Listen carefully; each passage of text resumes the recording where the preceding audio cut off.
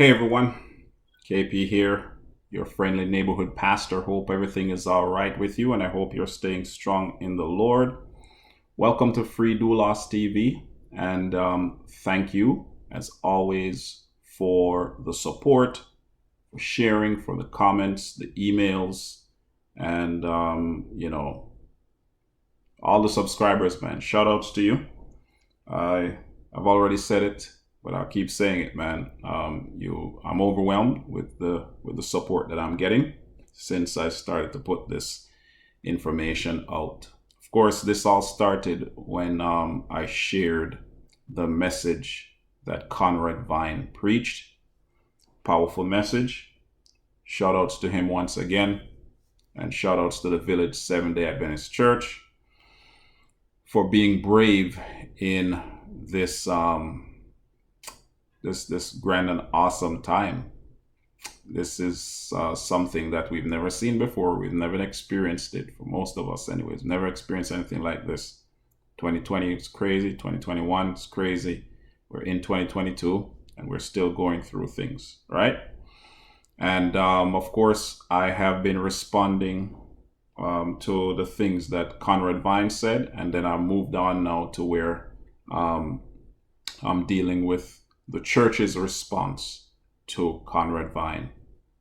Now, they didn't call his name, but I believe it's in response to him and all the things that the pushback that our leaders have been getting, the higher ups, GC mainly, right?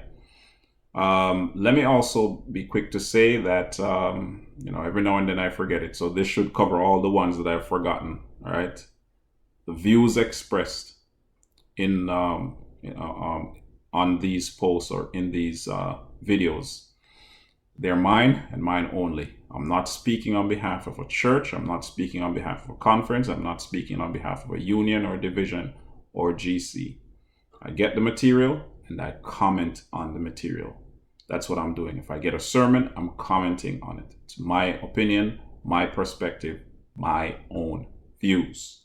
All right? I'm not speaking on behalf of anyone or any organization. So yes, I'm a pastor, but I'm not speaking on behalf of the SDA Church. All right? So in terms of the document that we've been looking at, let's see here. It's concerns regarding COVID-19, church governance, liberty, and liberty of conscience, right? I looked at the preamble. I looked at number 1. It has 8 points. I'm going through them, and I'll pepper it with different things as we talk, right?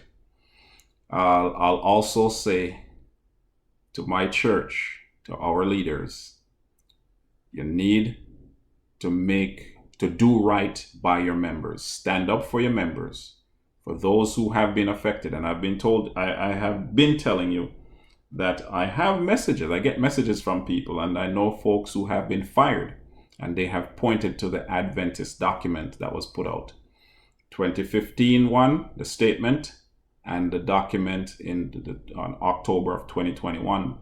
That's what I call the hardline document, right?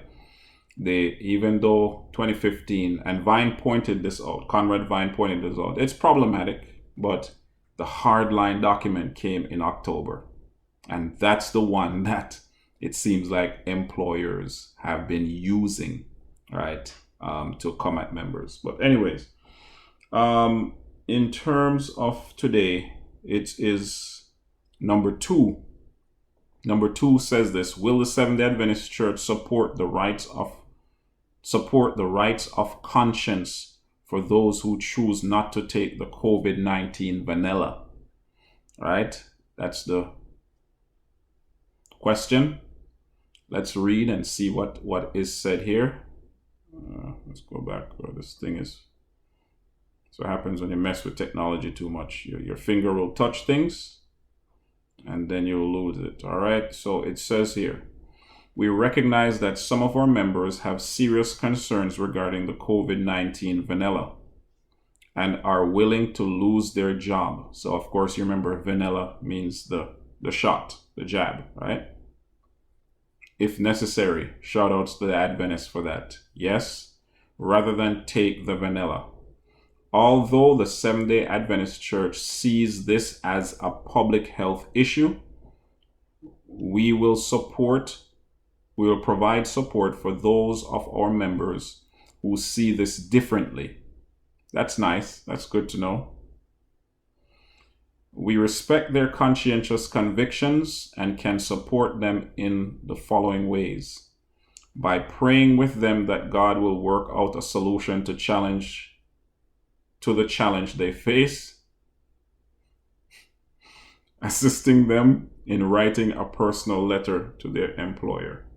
Now, I don't know how prevalent it is now because we're in 2022 and mandates are dropping, masks are coming down, and a lot of things are lifting. Now, there is something more sinister, and as Seventh-day Adventists, we understand this. There's something more sinister behind the scenes. Things are developing, things are growing.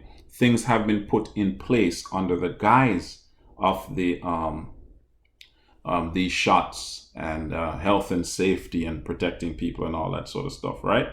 We understand that. So I don't know how important this letter thing is right now, because mandates are dropping everywhere. You don't need those masks anymore. That's what the CDC is now saying. That's what local government, state government is saying, all right? But when it was needed, the information apparently was not getting to our pastors. It wasn't getting to our conferences, all right? Well, let me not say all pastors and all conferences, but many individuals were not getting any support. So if this information was out there, right, you all did a terrible job of sending this information out because people just didn't know, and individuals were getting turned away by pastors and conference officials at various levels, whether from the church all the way up. They weren't getting any help.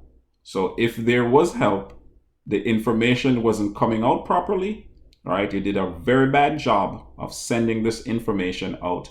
But for many instances, a lot of situations, pastors are just cold and callous. No, we can't do nothing for you. Fine, go get fired or whatever the case is. No letters, no nothing. There was no support. And I'm not exaggerating. No support. So it's nice to hear this. It's very interesting to see this. But how things were playing out on the ground is not how it is written here.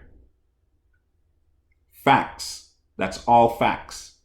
It was not playing out like this. Assisting them in writing personal letter to their employer. Nobody. At least the ones within my own circle, right? They were not getting any help, and presidents and other pastors were discouraging individuals from doing, and they were even snitching. People were even snitching if you try to help somebody. So another pastor will find out about it and go snitch to the conference. That's the environment that we're in right now, right? And it hasn't stopped yet. It hasn't died down, right? And I was in the middle of it. For we all were, but some things I was in the middle of, right? Trying to deal with and address. But so for point number 2 here, assisting writing personal letters. Some individuals, I've seen them on social media claiming that the church is doing it and the church is doing this and all that sort of stuff. But yeah, let's I don't think we should be playing games. Let's not play games with it. That's not how this was playing out. And we know that this is how it happens sometimes in our church. We have things written, but how the information gets out and how it works out, it wasn't happening. All right. The 2021 Reaffirmation states, we recognize that at times our members will have personal concerns and even conscientious convictions that go beyond the teachings and the positions of the church. Convictions that go beyond the teachings and the positions of the church. Playing with words. In these cases, the church's religious liberty leaders will do what they can to provide support and counsel on a personal, not a church basis, even at times assisting members in writing their own personal accommodation requests to employers and others.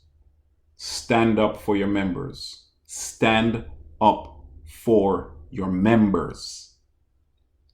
I'm going to see all the videos, if most, if not all, right? You're going to hear me saying that. Seventh-day Adventists, Seventh-day Adventist Church, stand up for your members. Just like every other denomination. End of story. I'm going to share with you a letter. Told you I have, I got the backing too. I won't call the name of the company or the name of the person, right? To the lady, to the employee from the company, September the 16th, 2021, religious exemption request for vaccination. All right. Dear employee, right? Thank you for providing the letter we requested from exemption based on your faith in Seventh-day Adventism. You confirm that there will be no letter from a leader with further information related to your religious exemption request from our vanilla requirement policy. This is from Canada, by the way. I didn't say that. This is from Canada. All right. As we have said, we are committed to meeting our obligations to provide accommodations under the Human Rights Code. I'll straight up tell you, and I'll get to this in other posts, it's a lie. These governments violated their own laws and human rights because they were pushed by Big Pharma, and there's something sinister and dirty happening and afoot. Okay, so it's a lie. No human rights. They violated human rights code. Unfortunately, we do not feel that your request meets the test for a human rights exemption. And as a result, your request for an exemption is denied. And here is the clincher in the letter. We included the below link. You know what that link is? www.nadadventist.org news/COVID-19 vanilla addressing concerns offering counsel. Babylon attached our link to this letter. Babylon did this. This is a Seventh-day Adventist lady, and they used our information to attack this lady. You all need to find this lady, right? She is, I don't want to reveal too much about her, and pay her for what she lost.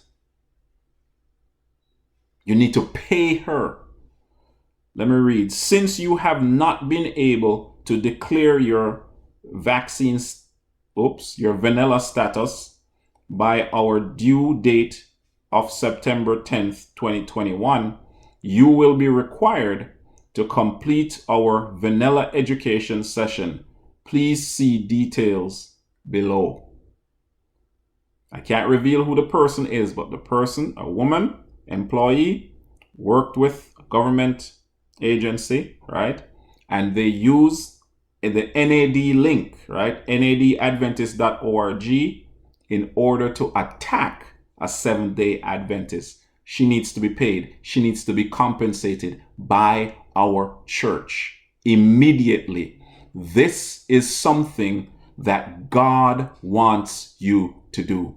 We can't get no amount of Ellen White's writings and no amount of scriptures quoted can justify this egregious evil. She needs to be supported. She needs to be apologized to, right? You can find me. I can supply this person's information so we can do right by her. Supports the Adventist Church, loves the Adventist Church, returns her tithe, returns her free will offering, but our information was used to fire her. And Vine has a lot of it, and there are lots of other individuals, right? I get the messages all the time. Many Adventists are in this category. What we have done with these documents that we've put out, we didn't think that Babylon was going to search, but we are living in a very serious time right now. And we have been preaching and teaching about this. And to see that we are in this particular situation, and we've been talking about these things and the soon coming of Jesus Christ, and how governments will start to align themselves and come together to oppress God's people, to see that God's people allowed something like this to be used to oppress God's people. Shame, shame. My final point on this is this. The information this is why I'm desperately calling for the Seventh-day Adventist Church to pull the information down, and I'm trying to get to it as quick as possible. For the companies that produce the vanilla, the information is now starting to come out since the mandates are dropping. The courts are forcing them now to reveal their documents as to how it is that their vanilla was approved and given to people in the manner it was. And the information is scary, ladies and gentlemen. It is frightening. I won't give it to you right now, but it's now public information. Company P, Company M, right? Particularly, right? The vanilla companies. Information, the courts have forced Company P to reveal their documents. And the information is terrible. Now, we know for sure now that this was definitely not of God. And as long as our church have documents up and not apologizing and not trying to provide help and support to those who are affected by our document, now we know the dirt. Now we're knowing the information which was always there. When this thing was put together, the 2015 statement and the 2021 document, the October document, not inspired by the Holy Ghost. I'm sorry, it wasn't. Because the truth is now coming out. The Holy Ghost doesn't make mistakes. Oh, I'm sorry, I guess I inspired you wrong. He does not make mistakes. All right. Until next time. So this was point number 2, right? Take care of yourself. And thank you for watching. Remember to subscribe. Hit that subscribe button. Send a message. Send a message. If there's a comment or question, whatever the case is. All right. Only what you do for Christ will last. Stay blessed.